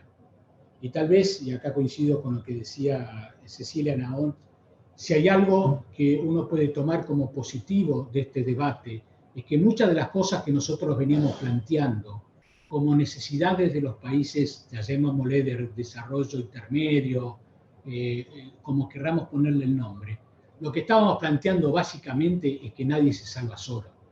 Y si los que mucho tienen creen que solamente pueden mantener eso y el resto va a estar afuera, como quien se guarda en un barrio cerrado y cree que el resto va a sobrevivir sin tocarle el timbre, se equivocan. Porque el COVID lo que ha demostrado es que si las muertes por pandemia empiezan en un país, siguen por el otro, unos lo retrasarán más, otros menos, pero en realidad la raza humana es una sola. Y a la corta o a la larga todos van a pasar por eso. Si no lo pasan directamente, lo van a pasar porque la gente que la está pasando mal se va a mover y entonces aparece como un problema migratorio. Y si no es por un problema migratorio, lo va a hacer porque nadie quiere trabajar por el otro. Y entonces no se van a encontrar esas manos de obra tan baratas como para que yo pueda trabajar más barato en la producción de mi país. Entonces, el repensamiento va a venir igual. Yo creo que el desafío para nosotros, y acá también coincido con Mario Sinoli, nosotros tenemos que repensar estas cosas porque nadie lo va a hacer por nosotros. Ese es el desafío que yo veo y esto es el aporte que yo pensé que podía hacer en este debate. Muchas gracias. Bueno, muchísimas gracias, Pablo, a los tres. Les cuento un poquito cómo seguimos. Voy a leer las preguntas que tomé del chat. Voy a renunciar a mis preguntas porque encontré muchas preguntas y muy interesantes aquí, así que voy a dar lugar a eso. Va a haber una segunda vuelta de quienes expusieron para, como les dije, responder, profundizar, dialogar entre ustedes si quieren. Eso también me parece muy interesante. Y luego vamos a liberar a nuestros invitados y a nuestra invitada, y como es el diálogo de cierre, quienes se quieran quedar, bueno, vamos a liberar micrófonos y a hacer una especie de balance de estos 8 diálogos y conversar sobre propuestas para los próximos. Entonces, voy a leer algunas preguntas. Hay 2 concretamente para quienes quieran responderlas, porque para no entrar en detalles, sobre el acuerdo entre el Mercosur y la Unión Europea. En generales, así que quien quiera tomarla o quienes quieran tomarla y encararla como les parezca, adelante. Después está la pregunta de Ramiro Bertoni, para Mario, habla de las tensiones entre la lógica del desarrollo y los problemas del extractivismo. Pregunta Ramiro, ¿qué experiencias en otros países en desarrollo han podido conciliar estas tensiones? ¿Las experiencias de países centrales con mayor institucionalidad y límites al sector privado podrían ser replicadas? Luego hay 2 preguntas sobre el acuerdo en Asia. Una de Alejandro del Búfalo pregunta, con las noticias sobre este megacuerdo, ¿es esa la tendencia inmediata del nuevo multilateralismo en el hemisferio americano, más libre comercio? Y después al respecto de lo mismo, Damián Paikin pregunta, ¿qué valoración se hace de la firma de este acuerdo en la discusión con Estados Unidos y qué impacto puede generar para nuestra región? También para quien la quiera tomar. Mariela Bembi pregunta, para Mario, ¿cómo debería ser la estrategia de industrialización que adopten los países de América Latina, dadas las restricciones que impone el sistema multilateral a la aplicación de políticas industriales? Y la última, Lucas Yáñez pregunta en general, comparte una noticia que circuló mucho hoy. Hoy empezó a cotizar el agua como commodity en Wall Street, siendo nuestra región uno de los reservorios más grandes de agua dulce. ¿Debemos entender la demanda de agua como oportunidad o como amenaza? ¿Está América Latina condenada a ser eterna proveedora de materias primas? Por ahora son estas. Yo me preguntaba mientras, sobre todo cuando escuché a Ceci al principio, que hablaba de un nuevo Bretton Woods, y siempre nos preguntamos, y ahí creo que Pablo en parte también respondió, por supuesto no tenemos la respuesta, pero ¿es posible un nuevo Bretton Woods en una transición hegemónica? Y ahí, ¿cuáles son las fuerzas que están en juego? ¿Y cuáles son los actores? Y ahí está esa discusión, me parece que planteaba Pablo, ¿no? Esa reconfiguración, qué lugar va a tener nuestra región. Quien quiera profundizar un poquito más de eso, me encantaría, y ya no agrego más porque me parece que es un montón. Si están de acuerdo, seguiríamos el mismo orden que al comienzo. Cecilia primero, ¿te parece? ¿Sí? Bueno, gracias Mario y Pablo por sus presentaciones. Me hicieron pensar y además creo que plantearon interrogantes reales y muy válidos para este proceso en el cual estamos pensando todos nosotros. Me parece que Mario hablaba de algunas cuestiones estructurales económicas muy importantes, que en definitiva, en sintonía con lo que decía Pablo, lo que muestran es que las reglas actuales del sistema multilateral, las reglas vigentes, también vinculado con la pregunta de Mariela Bembi, ¿no? En materia de propiedad intelectual, en materia de regulaciones comerciales, en materia de política industrial y sus restricciones en industria naciente y demás, que las reglas actuales vigentes hoy no son reglas favorables para el desarrollo, menos aún en un contexto de pandemia. Me parece también que lo que Pablo presenta es una alarma, ¿no? Pablo está diciendo que hoy él ve ausencia de diálogo a nivel regional. Entonces yo creo que hay una labor para hacer que es realmente titánica, que es enorme, pero a la vez es de vida o muerte, no sé cómo decirlo, es absolutamente decisiva para nuestra región, que es concientizarnos entre todos nosotros sobre la centralidad de ese diálogo, sobre la centralidad de esa agenda, porque como bien decían, o nos ponemos un poco a trabajar, y yo creo que lo estamos haciendo, ¿sí? Digo, yo ahí tengo una visión un poco menos, un poquito más optimista, si querés, o avanzamos fuerte en entender cuáles son los ejes centrales de la posibilidad del desarrollo para la región y empezamos a tener diálogo y articulación a nivel regional, o la situación va a ser muy difícil. Creo que hay un trabajo de concientización, que es un poco lo que surge escuchándolo a Mario, escuchándolo a Pablo, ¿no?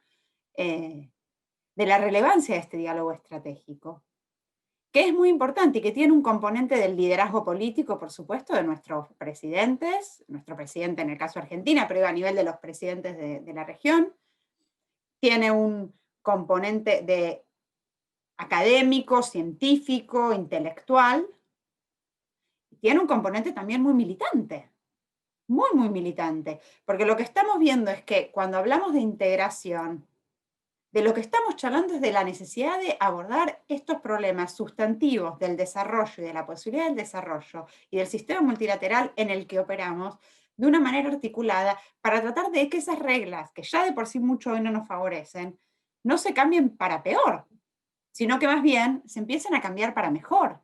Y que la pandemia, que como vemos va a reconfigurar muchas de estas reglas, va a reescribir, ya lo está haciendo muchas de estas reglas, sirve para que los intereses, las políticas, la visión de América Latina puedan estar en esa mesa de negociaciones. Argentina está en el G20. Bueno, es un espacio para llevar y dar estas discusiones. Entonces hay un componente, si querés, que es defensivo, que es lo mínimo que tenemos que hacer, es seguir y redoblar el esfuerzo para, conscientes de la envergadura del proceso, porque son las reglas de juego respecto a las cuales los países van a poder desarrollar o van a encontrar fuertes restricciones para su desarrollo.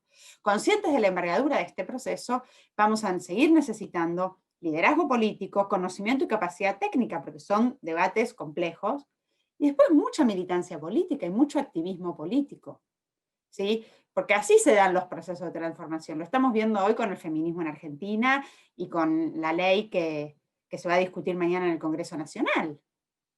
Es operar en todos los niveles.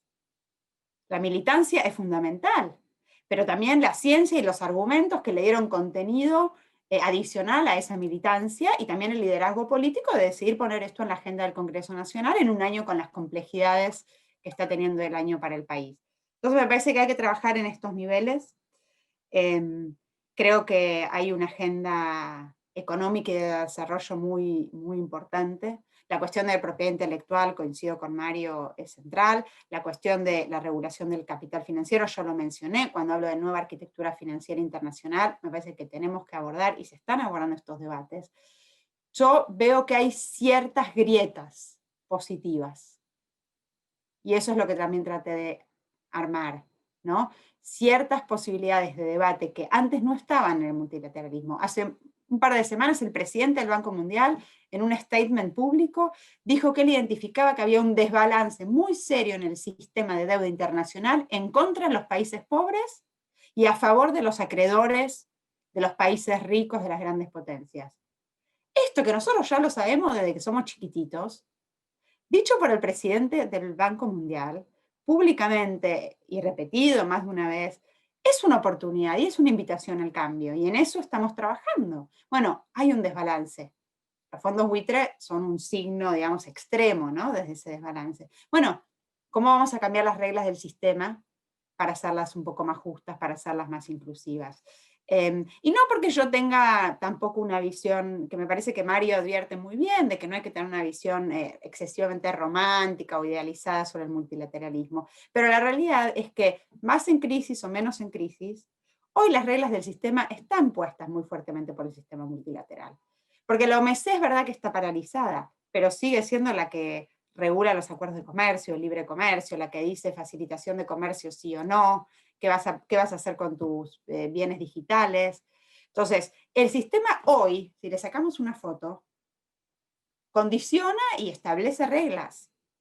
Entonces, creo que necesitamos una agenda, si querés, defensiva, y una agenda más ambiciosa y más ofensiva. Y ante todo, seguir generando conciencia, como a mí me genera escucharlos a Mario y a Pablo, de la urgencia de esto, porque esto no es un tema de política exterior, de economía internacional, para que lo vean en la CEPAL o en la ONU. Esto es un tema decisivo para las posibilidades de nuestro desarrollo. Me parece que el gobierno argentino lo tiene claro. Me parece que somos un gobierno que sabemos que las reglas del sistema son importantes, y por eso estamos, en la medida de nuestras posibilidades, contribuyendo a ese proceso. ¿Sí? Porque con tensiones, con disputas, con hegemonías que suben y bajan, con todo eso en el medio, con una multipolaridad bastante en tensión y en transición, hay reglas, operan y definen realidades. Entonces me parece que es importante que seamos conscientes como región de la centralidad de dar estos debates, porque si no, como decía Pablo, los van a dar otros, y no nos va a ir mejor, probablemente nos va a ir peor, cuando hay una oportunidad para darlos. Hoy está, yo la veo, con todas las limitaciones, y me parece que foros como estos también ayudan a ver cuáles son los ejes centrales de ese debate, ¿sí?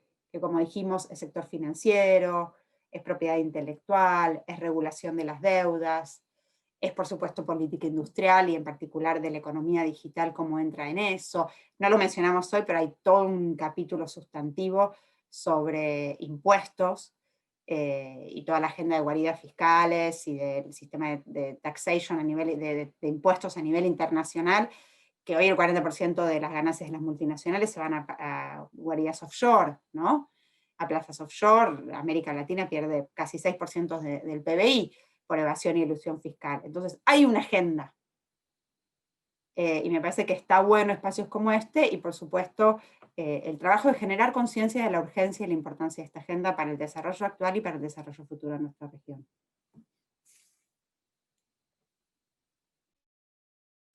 Muchas gracias, Cecilia, muchas gracias. En mis múltiples sombreros lo agradezco especialmente desde el militante, porque a veces estamos apasionados en las controversias, ¿no? Y cuando a veces vemos al gobierno del que formamos parte tender esos puentes, no es mi caso particularmente, pero no creo que se valore lo suficiente. Y visto en esta perspectiva, creo que adquiere otro significado, ¿no? Incluso en las diferencias, que en realidad fue el marco de la UNASUR. La UNASUR fue un proyecto donde coincidieron en un diálogo que, como dice Pablo, ya no existe, gobiernos de signos políticos muy diferentes, pero a veces en algunos espacios nuestros eso parece no tener tanta relevancia, así que gracias por contribuir a nuestra concientización. Mario, por favor.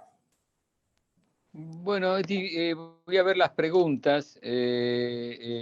Quería retomar también lo que decía Cecilia, lo que decía Pablo. Yo creo que lo del cambio de modelo me parece fundamental. Lo que decía Cecilia, cómo repensarlo, cómo trabajar, cómo razonar desde el interior. Y lo que dijo Pablo de la falta de diálogo a nivel regional es una gran verdad. Cuando hicimos el periodo de sesión en la CEPAL, en 26 de octubre, que tomaba la presidencia de Costa Rica, era el único lugar donde estaban sentados los 33 países, todos, Venezuela, todos estaban sentados con la CEPAL, todos. Que sigue siendo uno de los pocos ámbitos donde se discute y se dialoga y no hay imposición de ningún tipo, y se dialoga en un modo interesante, a veces duro, pero que se dialoga. Entonces, yo creo que lo del diálogo es un tema. ¿Sabes lo que pasa con el diálogo? Sigue habiendo una concepción tan ideológica sobre ciertas cosas que el diálogo es difícil en ese contexto. También el diálogo, miren, no es ideológico solo sobre lo político, es también ideológico en lo político-económico. También es muy, muy, muy difícil eso. Así que yo esos puntos los tomo muy fuertemente. Quería decir una cosa sobre los demás, cuando uno lee los otros países y se lee a uno mismo, ¿no? Si uno lee a uno mismo, dice, ¿qué quiere América Latina? América Latina le gustaría que los demás países den más, perfecto. Pero también hay que pensar que los demás países, si cualquier gobierno en un país europeo y tiene una presión de la clase media europea que para sus niveles está entrando en una situación de pobreza muy alta, que no es que el gobernador vuelve a habilitar, ¿sabes qué? Usted le tiene que distribuir porque el modelo requiere. No, ellos tienen su presión de lo que quieren los procesos distributivos dentro, de falta de crecimiento, la pauperización que tienen ellos. Entonces, cuando uno va a discutir, no es que el proceso del otro es una decisión unidireccional inmediata. Los procesos de las decisiones políticas, lo demás, dependen del contexto. Y si tú observas el contexto de muchas economías, responde a una situación interna de un proceso de globalización que llevó a un fuerte empobrecimiento de las clases medias, a un fuerte marginación de ciertos sectores, a un fuerte proceso de golpear los estados de welfare, como pasó en Europa, que eran los más avanzados, en Estados Unidos, el mercado del trabajo, y llevan a situaciones que los políticos responden de un cierto modo, porque también tienen un sistema donde la población de ellos solicita. Uno puede decir, ay, ¿sabes qué? ¿Pero por qué ese tipo que se cree que...? Bueno, ese es el debate. Entonces no es que la posición es de los demás, una posición uniforme, uno se espera, ¿sabes qué? El otro tiene... Eso es a mí una cosa que tenemos que poderla leer, porque la posición de ese tipo, cómo uno encuentra el equilibrio entre lo que es tu demanda y esa situación. Ese es el juego que me parece extremadamente importante y difícil. Eso no sé cómo resolverlo. Lo que sí puedo asegurar yo, o lo que estamos viendo nosotros, es que hay una demanda, una presión de Europa hacia una fuerte reindustrialización. O sea, la gente quiere trabajo, quiere empleo, quiere hasta están dispuesta a tener... Es más que la ideología de, por ejemplo, el tema de la ideología de welfare, que fue muy de Bruxelles, que fue muy de aperturista para los mismos europeos, en cierto modo, el tema del ajustamiento expansivo a la Tabellini y Giavazzi, eso lo asumió Bruxelles. Entonces, cuando hizo ese ajuste, el comercio lo expandió, hoy la demanda de ciertos tipos de procesos políticos internos de Europa los llevan a solicitar otras cosas completamente distintas. Entonces, leer el proceso del otro como un proceso uniforme, unidireccional, eso es una cosa a la que a mí me da, no es tan fácil, no va por ahí. Y no sé cómo enfrentarlo, porque porque yo creo que ese contexto va a llevar a esos países a reposicionarse mucho más sobre posiciones nacionales y soberanistas. Esa es mi opinión. Sea que ganen los gobiernos más de un cierto tipo o los otros. Es una percepción que estoy teniendo. Espero equivocarme. Sobre lo de la industria extractivista. La industria extractivista, ejemplo. Yo pienso que un ejemplo interesante que siempre se dio es Australia. Incluso en Argentina hubo un periodo que ciertos grupos, no es en el grupo de lo que están debatiendo acá la militancia, en otros grupos de la economía daban el ejemplo de Australia. ¿Se acuerdan cuando decían, hay que hacer como Australia, hay que hacer como Australia? Sí, pero si uno va a estudiar Australia de verdad, Australia es uno de los países que hizo más política industrial de todo. Tiene una política de ciencia y tecnología caballaza. ¿Ok? ¿Se acuerdan cuando venían a todos esos economistas que te enseñaban el campo, que decían, pongo un dron y miro el campo, mirá qué avanzada Argentina? Bueno, yo los invitaría a leerse, la conozco bien en detalle por ciertas razones, toda la política que hizo Australia los últimos 5 años, la hay que hacer sobre todo el tema de monitoring en drones, cámaras hiperespectrales para monitorear, que están a un nivel que, y lo que están gastando en eso, del presupuesto en industria 4.0. Entonces vos te preguntás, ¿cómo Australia, que es un gran exportador, y gasta en industria 4.0 tanto? Pero no es una política, ahora tenés un gobierno de derecha que la hizo igual, que un gobierno de centro izquierda que la hizo igual, no sé si me entienden el punto. Entonces uno me pregunta es eso. Entonces cuando hablo con los economistas latinos, con muchos los que yo he tenido discusiones toda la vida, pero ya a mi edad, ¿sabe qué? No me interesa ni discutir más con nadie de eso. Pero te decían, no, pero tenés que hacer como ellos, entonces vos dejá que lo hagan. No va por ahí. Los otros la hacen de verdad, esa política. Entonces, la industria extractivista funciona como una industria que uno tiene que hacerle más política industrial que los otros lados. Eso es mi tema. Entonces hay éxito. Yo pienso que Australia es un grande éxito de política industrial y tecnológica. Brutal. Y que puede ser extremadamente... el mega acuerdo que firmaron ahora, son 15 países, yo pienso que va a funcionar. Ahora, lo hacen también por una fachada y un tema de política, porque si no pierden mercado muchos de ellos, pero está funcionando. Ahora pienso que ese mega acuerdo lleva el baricentro hacia mucho más Asia, ese último que se generó. Y eso va a ser así. Asia va a tener un papel importante, como también el acuerdo que firmó el acuerdo de comercio que firmó Estados Unidos con México. Eso permitió a México hoy tener un impacto menos fuerte. Entonces, esos acuerdos en algún modo cuando funcionan. Ahora, ese es un acuerdo interesante, a la luz de un debate interesante, pero hay que ver lo que va a pasar en el futuro. ¿Y qué industria en América Latina? No sé, yo pienso que tienen que los países también basarse en lo que tienen. Si Argentina tiene gas, explotará el gas, pero también hará energía renovable, hará todo un cierto tipo de... O sea, hay que saber ser realista en esto, hay que ser concreto en esto. Tampoco, y si tiene petróleo, o sea, quiero decir, la política tiene que ser una política y manejarla desde un punto de vista de transición. ¿Qué industria veo importante? Eso es lo que no me queda claro, honestamente. Pienso que hay sectores en los que hay que jugarse mucho, pero hay que entender,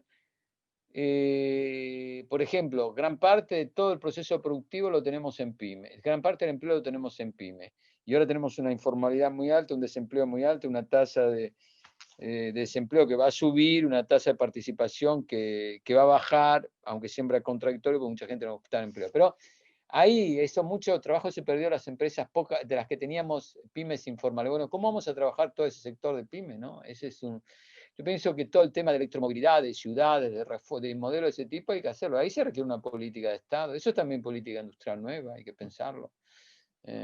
O sea, a ver, le voy a dar un ejemplo. Si uno tiene que hacer una ciudad que funcione con sensores y vas a agarrar la ciudad y le vas a dar un paquete en mano a Google, o le vas a dar el paquete de la ciudad en mano a General Electric, le vas a dar el paquete en mano a bueno, ahí se te terminó tu historia. Ahora, si vos vas a tener transferimiento de propiedad intelectual, esto del otro, y vas a construir una política que permita que las empresas se funcionen alrededor de ese modelo, bueno, ahí puedes tener, pero eso que Argentina lo está haciendo en algún modo, pero se requiere una política fuerte en el acuerdo público-privado sobre eso. Nada, a mí lo que me da terror es volver al viejo debate ideológico. Eso me parece que no ayuda. Yo creo, y esto es una palabra a favor de lo que decía Cecilia, del debate o de la militancia y de las ideas. Uno tiene que saber entender las tendencias que vienen que no son iguales. Cuando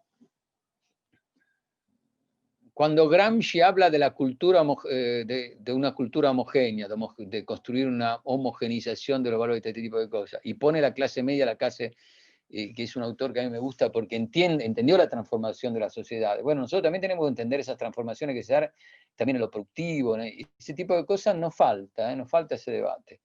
A mí me parece, y yo también soy igual cuando voy a un debate, cuando me encuentro, no con Cecilia, con los otros del banco, o con los otros del fondo, o esto, claro que hago un debate, pero entre ustedes me permito decir, creo que el cliché que tenemos para esto tenemos que cambiarlo un poco, este es el punto. Si me preguntan cómo, no sé, pero creo que el debate que tenemos que tener es para cambiarlo.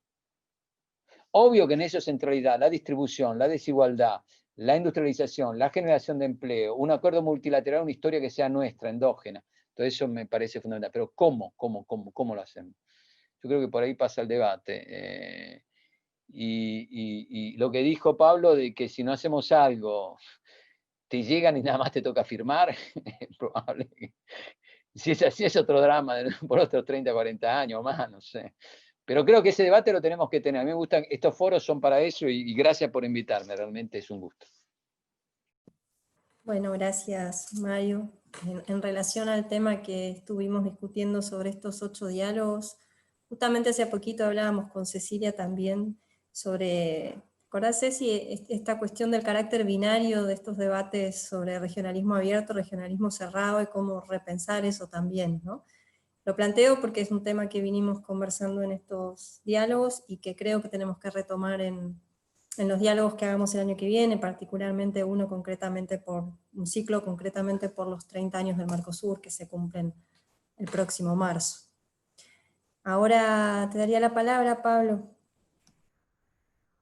Bueno, brevemente, porque se ha contestado con bastante detalle todo. Yo quisiera tal vez ver en la pregunta del acuerdo Mercosur-Unión Europea, en la pregunta sobre el agua como un bien primario, un punto de contacto muy obvio que es el medio ambiente.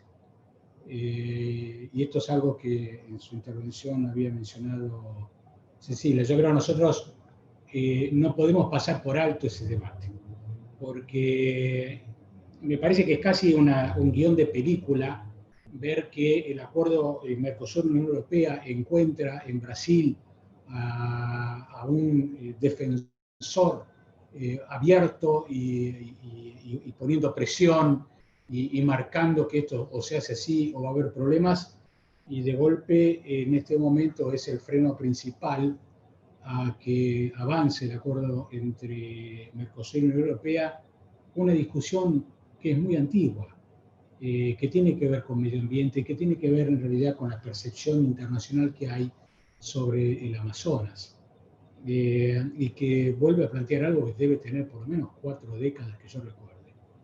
Quiere decir, los temas viejos no desaparecen del todo, porque hay allí algo en lo que tenemos que discutir.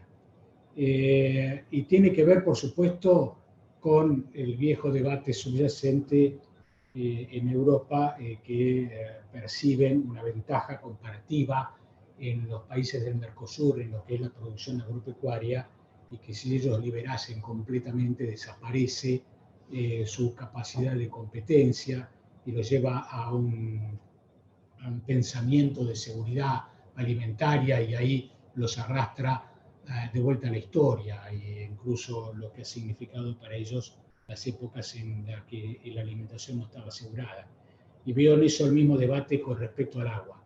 Lo que quiero decir yo con esto es, estos no son debates menores, no es un dato de moda, no es una cosa que uno tiene que discutir porque todo el mundo habla de eso. En el caso de América Latina, en el caso de la Argentina, estas son realidades, porque nosotros no podemos seguir repitiendo hasta el hartazgo que la Argentina es un país lleno de riquezas y pensar que esas riquezas de las que estamos llenos en realidad no le importan a nadie. O no son las riquezas porque riquezas son aquellos que le importan a la gente, o en realidad le importa a otras personas. Y nosotros tenemos que saber muy bien qué posición vamos a tomar al respecto. Yo no tengo una definición para dar en este momento porque sería demasiado audaz, pero ya hace mucho tiempo que se discutía si el agua era un derecho humano, el acceso al agua, Porque ¿qué quiere decir el acceso al agua como derecho humano? Que cualquiera puede venir y abrir la canilla en mi casa. Lo digo como una figura, estamos hablando, por supuesto, del acuífero guaraní, que fue un debate que también tiene ya varias décadas. Y por supuesto yo veo también un punto de contacto entre la pregunta que se hacía sobre este acuerdo de Asia, que por ahora es un acuerdo de que después van a llegar a un acuerdo, así que hay que esperar a ver cómo evoluciona y si la India entra o no, con la pregunta sobre el nuevo Bretton Woods. Yo creo que todo se puede terminar acomodando en la regla de juego que nosotros conocemos, pero me parece que está claro que algunos países apuestan eventualmente a que este árbol conocido tal vez tenga que tener el desafío de otros árboles, y otros árboles significa que los países de Asia, que tuvieron una economía que creció en su lazo con las economías centrales, tal vez llegó el momento de tener su propio sostén, y ahí se llevan arrastrados a países como Australia o Nueva Zelanda, que uno concibe como parte del Commonwealth y políticamente integrados a otras regiones, cuando en realidad geográficamente, comercialmente y económicamente en este momento están mucho más integrados al Asia. Y lo que yo decía antes, el nuevo Bretton Woods tal vez no sea un Bretton Woods para todo el mundo. Y esto también tiene que ver con quién corta el bacalao, es decir, cuánto tiempo más uno piensa que la moneda que imprime un solo país puede ser la reserva del resto de los países del planeta, o cuándo va a haber en realidad algo más en lo que eran teóricamente los derechos especiales de giro, que tendrían que haber dado otro tipo de juego y que en realidad para los países chicos como nosotros no lo terminan dando. Entonces, creo que mucho de lo que se dijo en este debate es estas son las evidencias de que el debate que estamos planteando no es un debate hipotético, intelectual o de gente que se quiere mandar a la parte. Me parece que hay que hacerlo porque nos va al futuro, ¿no? Así que está claro que es algo a lo que nos tenemos que abocar.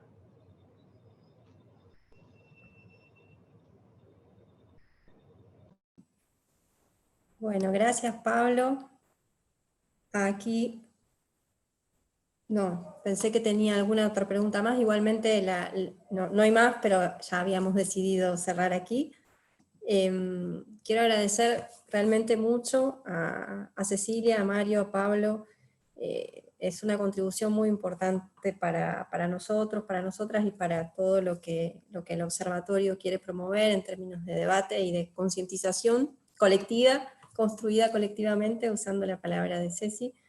Yo ahora voy a dejarlos y dejarte, Cecilia, libre, y vamos a seguir conversando un poquito porque hoy es nuestro último diálogo, entonces vamos a hacer un cierre, un balance, pero lo más importante antes de que nos abandonen es el agradecimiento del observatorio, en nombre de Federico Montero, su director, que estuvo como observador en las elecciones en Venezuela, entonces se le hizo un poco difícil estar aquí como otras veces, y de todos nosotros y nosotras, muchas gracias.